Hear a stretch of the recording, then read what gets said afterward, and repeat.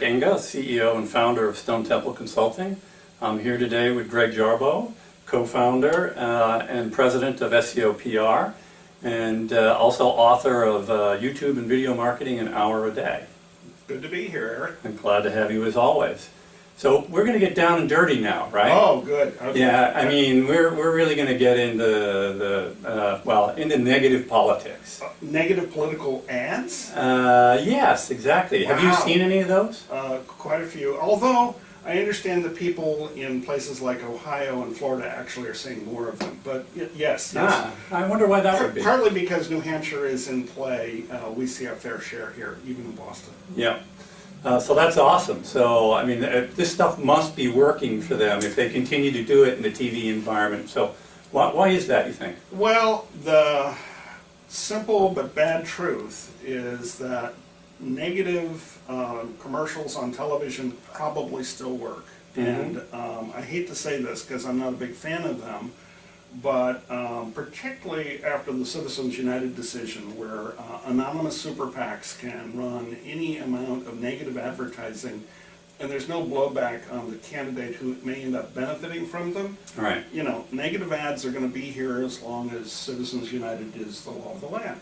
Right. So that's the bad news. The good news is that while negative TV ads may still work, negative ads on YouTube don't. Wow, that's interesting. So there must be something different about the YouTube environment and the way people respond to it than there is in the TV environment. Yeah, television is really a push medium. Mm-hmm. Okay, so the message goes out, it leaves an impression. If that impression is negative about some political candidate, it's achieved its objective. Now, do you think there's an aspect in that of when you're in the TV environment and that ad comes on, there's this aspect of the person not really paying attention to it? That may be true, but that may be the sort of the human response to the fact that I'm being pushed content that I don't want to see. Mm-hmm. But if the clicker isn't, within reaching distance, and you can't change the channel fast enough, Mm-hmm. you're pretty much going to have to sit through it. Now, in YouTube, similar thing happens. If I don't like content, I've got lots of options. I can click around and watch something else. But YouTube is actually a social medium. It's a video sharing site.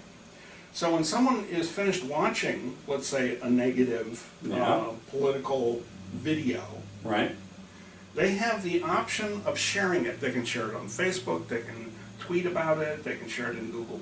They have lots of different options. They can embed it in a blog post. Right. But if they do, people have figured out that there could be blowback on them. Maybe not the negative person who created the ad in the first place, but if I'm going to share it with my circle of friends are going to say, he sent that to me? Right. And So that can impact your relationships. Absolutely. Yeah. And people understand this. Right. And as a result, negative videos don't go viral as often Right. as ones that are inspirational, ones that are funny, Right. ones that sort of tap into other emotions other than hate or fear, or the negative ones just don't seem to work as well as the positive ones do. So when you share a video, it is a reflection on you. You know, this is your judgment, and you don't want your judgment questioned. So as it turns out, Right. you're much more likely to share positive or funny kinds of things than negative ones. So, I mean, just to draw that out a little bit, it really seems to say that, people don't like to talk about politics. Like, I mean, they do, but there's certain circles in which you don't talk about politics, right? And chances are that through your social channels, you probably have some Democratic friends and some Republican friends, and if you like push a YouTube video that you thought was interesting through that, you're really taking a strong political stance and identifying with this negative ad. Yeah, Right? And that seems to me like that's kind of over the line of the nature of those relationships. exactly. And Yeah. so suddenly people recognize that their status within their circle of friends gets put at risk because they've decided to endorse this message. Right. So there are implications here for marketers because, by and large, we're trying to deal with the commercial world.